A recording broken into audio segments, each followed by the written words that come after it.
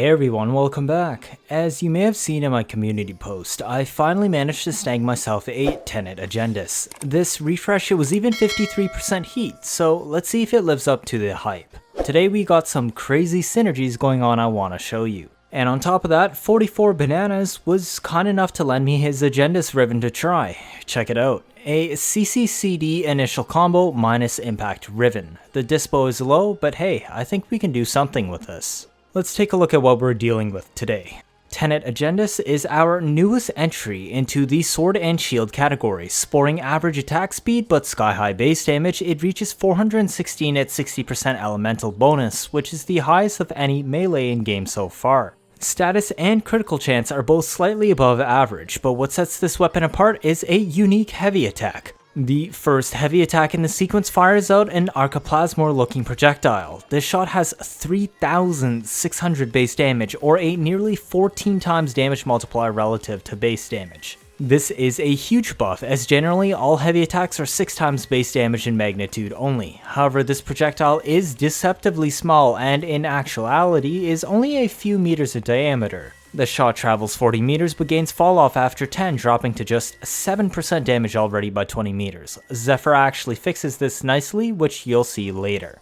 Compared to Tenet Grigori, Agendus has much more upfront damage on both the swing and the projectile, but it cannot proc slash on the shot. It is much easier to use though, traveling much further and faster. Even if it can't proc slash, we still have ways to use this. Because you seem to like my HILDRYN support video with Voracious Metastasis previously, we're actually going to be including another fancy helmet toy this time, and it's one you're probably all too familiar with now. Sickening Pulse.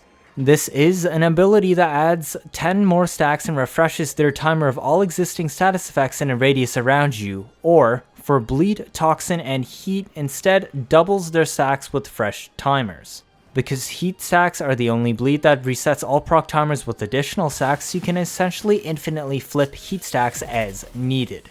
The only thing you need to keep in mind is that DOTs applied this way currently ignore all elemental mods from the weapon that originally applied the DOT. For reference, all elemental DOTs currently use their elemental contribution except Slash, which only cares about base damage mods, crits, and banes. This is why heat is so strong, because even though you don't get the benefit of the heat mods on Sickening Pulse, you still get the duration refresh none of the other bleeds get. So let's take a look at our highlight showcase today. This is Octavia. Many people know her for spamming invisibility or her mallet memes, or as a subsume tool to pass on resonator to other frames, which essentially shuts off enemy AI. But we aren't going to use her like that today. This is an active Octavia playstyle that isn't intended to bore you. Mallet is useless on this build as most of the damage is coming from a weapon, so I've subsumed Sickening Pulse over it. This build literally has no range on it because I'm not intending to use my form much, but if you are planning on playing campier and want the bonus damage from your amp, then you can run Growing Power instead of Swift Momentum and drop Augur Secrets for stretch. In exchange, you're giving up some combo duration and 30% wind up heavy. We will be sourcing combo duration from our weapon dexterity arcane as well though, so it is still manageable. Or you can keep Swift Momentum and just drop Power Drift for stretch and settle on 96.6% multi-shot. For this showcase, I'm leaving it as Swift Momentum. At 322 strength, we have 96.6% multi-shot on the Opera Metronome buff. Why is this so important? Well, this is the only way to get multi-shot on melee. This works both on Gunblade shots as well as unorthodox melee projectiles, such as Exodia Contagion, Aram Spinoza, or Quasis Knives, Grigori Glaives, and Agendus' Plasmor shot on the heavy. This is effectively a final 2 times damage multiplier. Additionally, Metronome also gives you invisibility from crouch spamming, which will give you a 700% base damage stealth bonus. But all stealth bonus multipliers are removed in Simulacrum, so I actually can't show you this here. The 700% base damage buff is present in Mission though.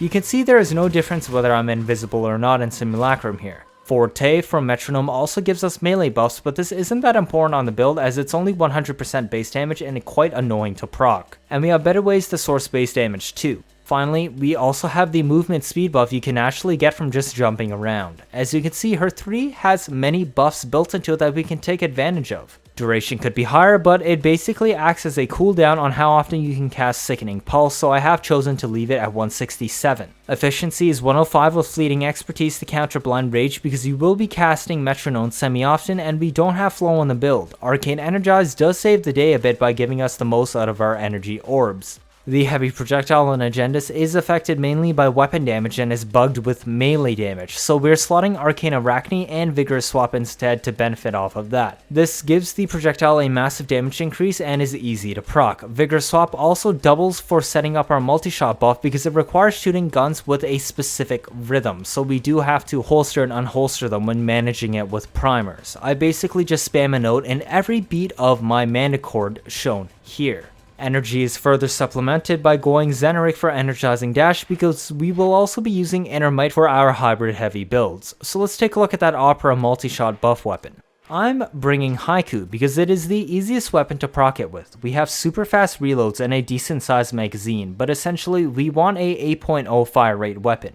An 8.0 fire rate weapon will align perfectly with the beat of the mana cord to proc the multi-shot buff. Finally, we are slotting secondary dexterity, which only costs me 15 plant by the way, because it gives us even more holster speed, but most importantly 7.5 seconds combo duration on our Tenet Agendus. This is super useful as a stat stick on most guns for melee gameplay, but particularly for Agendus because unlike Grigori and Livia, it does not possess the Granum Attaché system to freeze the combo counter when it is holstered. Swift momentum and dexterity together push Agendus to 18.5 seconds combo duration, or 11 if you don't use swift momentum. For our primer today, since we're bringing Haiku, I'm going to bring Cedo. This is your cookie cutter generic primer build. I'm happy enough with the Altfire already spreading 7 different statuses on this build, and I'm opted for status duration instead. This really is a complete loadout with guns and melee for Agendus.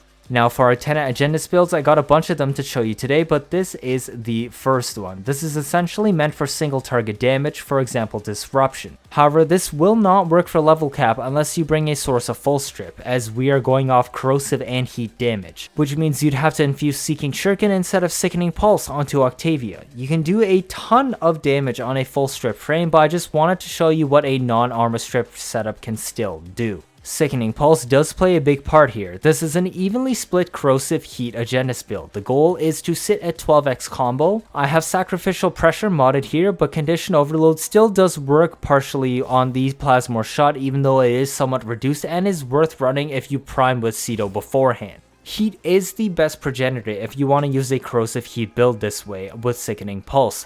Weeping Wounds pushes this build to a total of 155.4% status. It is extremely important to proc both corrosive and heat on your Demolist with the setup, which is why that Opera multi-shot buff is so useful, so that you get 2 shots of 155.4% status per heavy attack. We want even weights on corrosive and heat to maximize our odds of both proc and not more of one than the other. So let's take this for a quick showcase without a primer. We're testing against Draco Manic Bombards because this thing has enough firepower I can't show it properly against standard corrupted heavy gunners, as they get killed instantly. The most important utility buff is to proc your multi-shot, so we can do this just by casting our 3 and throwing our haikus as shown here. You can also crouch spam if you want for the stealth and give you better survivability, which is the reason why I'm not running rolling guard. Just keep in mind stealth multipliers don't apply in Simulacrum. Arcane Arachne can also be procced if you want for more base damage, but I will skip it here. Vigor Swap is also a thing though. So we basically hit them with a heavy, and you see a hit for several tens of thousands only. But corrosive and heat both procced, so when I cast Sickening Pulse, this will instantly max the corrosive stacks to 10 for maximum armor strip, and both double my heat procs and refresh them. Now I instantly tick for 200k plus damage on the heat DOT, but some of you might be asking what about Banes? Well, I didn't include them this time because for normal play 200k heat procs are more than enough. But you can always cast Sickening Pulse again 3 seconds later to double that up and refresh again for 400k ticks. But I could also drop Sacrificial Steel here, which is what allows us to hit those reds and slot the Bane instead. The Bane is worth a 2.4 times multiplier on the heat DOTs, which means our first Sickening Pulse will throw us all the way up to 300k DOTs instead, and this is more than what Sacrificial Steel gives us here. We're dropping from 261.6 to 129.6% crit chance, or from 235.2 down to 129.6 if we use Condition Overload instead of double Sacrificial Set. So this was the single target damage build. If you're running Seeking Shuriken or say Nyx or any setup with full armor strip, you can push for as much heat weight as possible instead, since corrosive will be useless. A full strip build will be significantly stronger than this corrosive heat loadout and will easily let you wipe out a level cap with this stacking heat procs from Sickening Pulse and Agendus.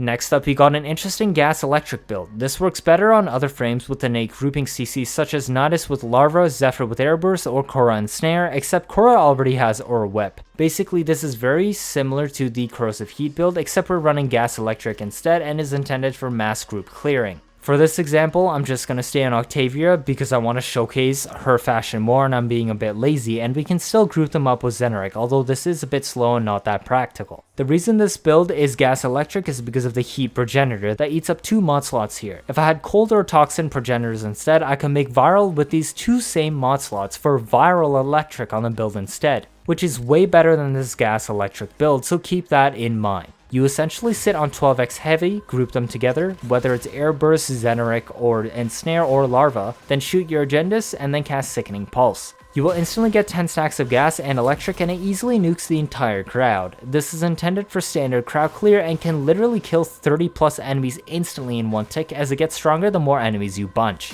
So range gets pretty important here. The max stacks and insane base damage with projectiles slices through armor with ease, easily taking for nearly 100k damage despite not stripping any armor whatsoever. On a viral build instead of gas, this would be much higher, say 200-300k DOTs. Keep in mind this build once again doesn't have any banes and isn't using condition overload currently. Both of those mods can replace sacrificial set and boost the damage even further. This one is perfect for Cedo since it's an AoE build and focuses on grouping as many enemies together as possible. Now here's a quick clip of generic Airburst with Sickening Pulse on Zephyr.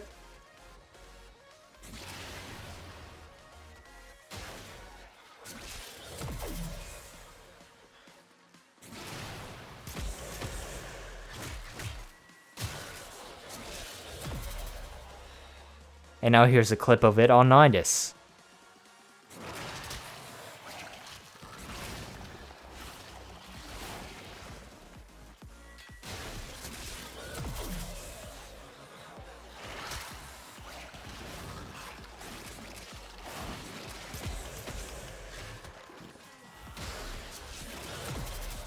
Pretty simple, right? Okay, so for the third build is for when you manage to pick up a progenitor electric Agendus. This is a pure electric setup and is intended for crowd clearing and just does insane damage. As pure electric is even better than the gas electric and is also even better than viral electric if you can manage to offload it. This can be done by using Cedo or Panzervolpaphyla. Anyways, this is the first build that features the Riven 44 bananas sent me. I know it says radiation on the left, but imagine this is pure electric, as that's all I'm modding. Focus energy lets us reach 90% capped heavy attack efficiency with Zenerek's Inner Might focus node. By going full electric, we also now manage to open up a slot for a Bane. Otherwise, Gladiator Might would fill this slot. Just keep in mind that a massive damage loss if you don't use it, because Banes double dip on DOT's effect, including electric. We're running Condition Overload assuming you're priming with Cedo or Epitaph. Otherwise, you can run Prime Pressure Point if you don't want to prime in this slot. This Riven decreases our impact weighting even further and makes it even more likely to proc electric. We also have a 150.3 critical chance at 12x combo. If you want to run a Corrupt Charge build instead and drop focus energy for it, you will have a total of 41.5 initial combo. This is enough for 3x at any given time. We would also drop Blood Rush for Sacrificial Steel since we're only at 3x, and Weeping Wounds for melee prowess or Voltaic Strike. The rest of the build just pushes our crits and status as high as possible to make sure we get the best electric procs we can get. Obviously I can't showcase this build though because I don't actually own an electric Agendus, but keep this in mind for the future once Ergo Glass carries one.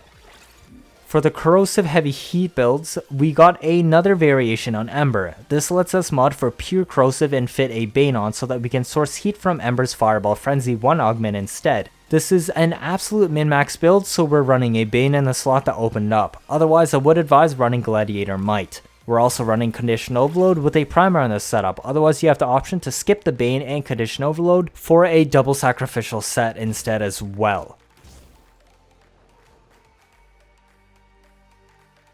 All you do is just cast Fireball Frenzy, optionally prime the demo, heavy attack it, and that's it. Works quite easily and they die near instantly.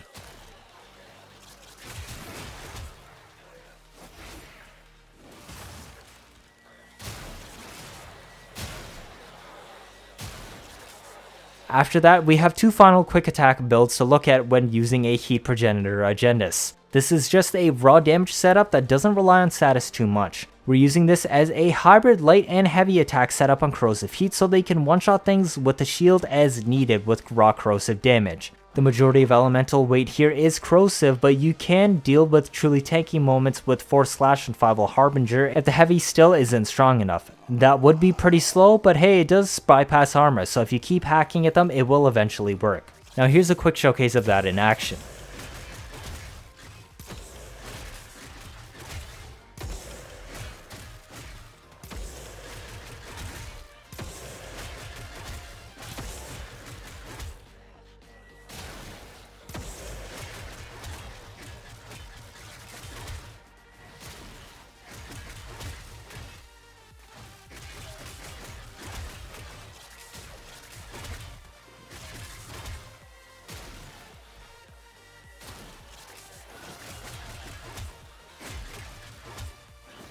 Finally, this is the lazy viral build on a heat progenitor. Radiation just deals with the alloy armor enemies and shuts down the damage reduction pulse from ancient healers, while the viral feels the 4 Slash procs on these stance. This is primarily a light attack focused build with the primer action to add more damage. You won't be using the heavy attack as much. Here's a showcase of this final build.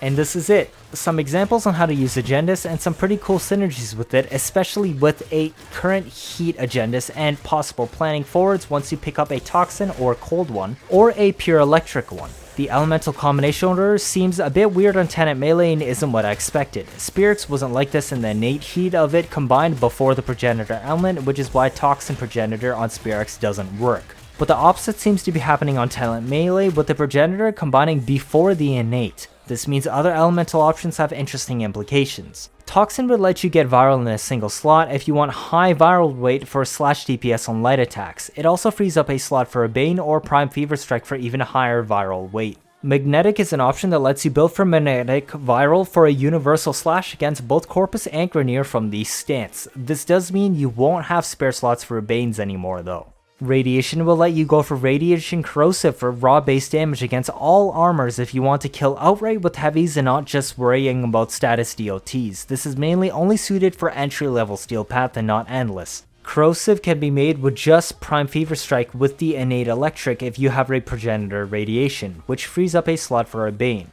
Cold is just like Toxin, letting you get viral with just one mod to get viral and electric and allowing a Bane. You will want an unranked Cold 60-60 though to preserve the viral electric ratio.